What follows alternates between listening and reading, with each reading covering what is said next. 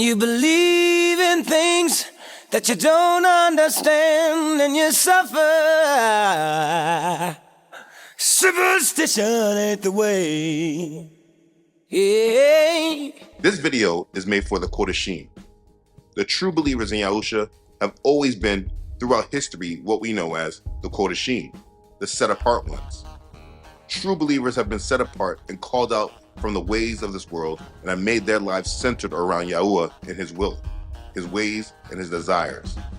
We do not follow the world and what it does, but we have found that living during these times are so dangerous because for generations the masses have been asleep.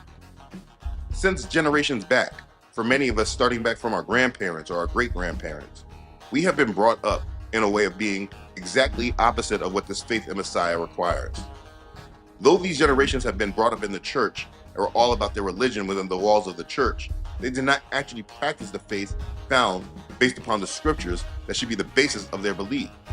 And though they should have been Kodashim, set apart ones, they were more about being followers of the world who were Christians. There was no difference between them and the rest of the unbelievers besides their belief in Jesus. But that was it. They lived the same, they did the same things, celebrated the same holidays, engaged in the world the same way, had the same worldly goals, brought the children up in the same worldly ways. And over time, as we went through our different generations, the majority of us have been placed under severe indoctrination that has originated from multiple sources.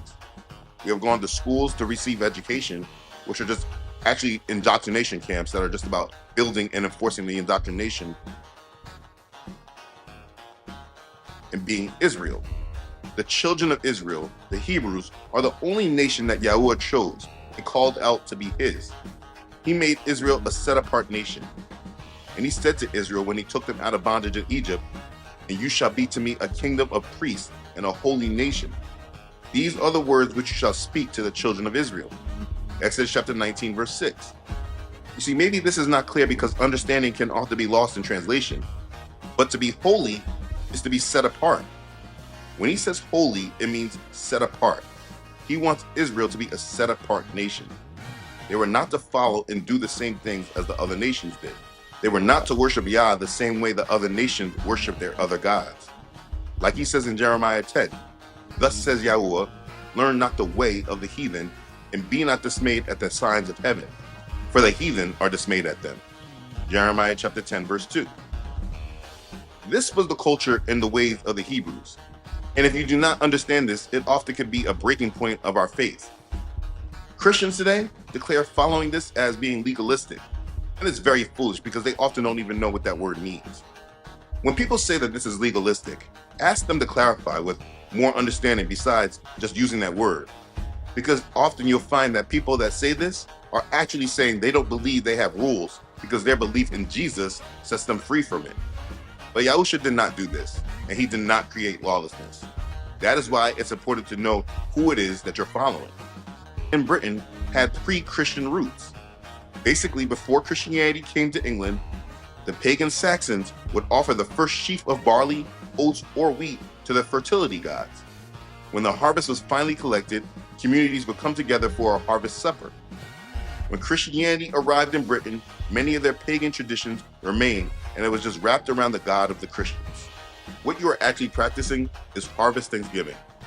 The pagans in Rome celebrated their Thanksgiving in early October. The holiday was dedicated to the goddess of the harvest, Ceres, and the holiday was called Cerelia. Cerelia was the major festival celebrated for the grain goddess, Ceres, in pagan Rome.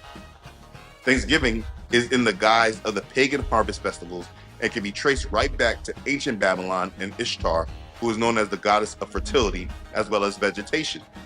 This is all paganism secularized and brought to us in ways that are unassuming. It makes us feel that it's all about family and not about the worship of other gods, but it's highly incorrect. We have just been accustomed and attached to the ways of this world and how they celebrate their gods.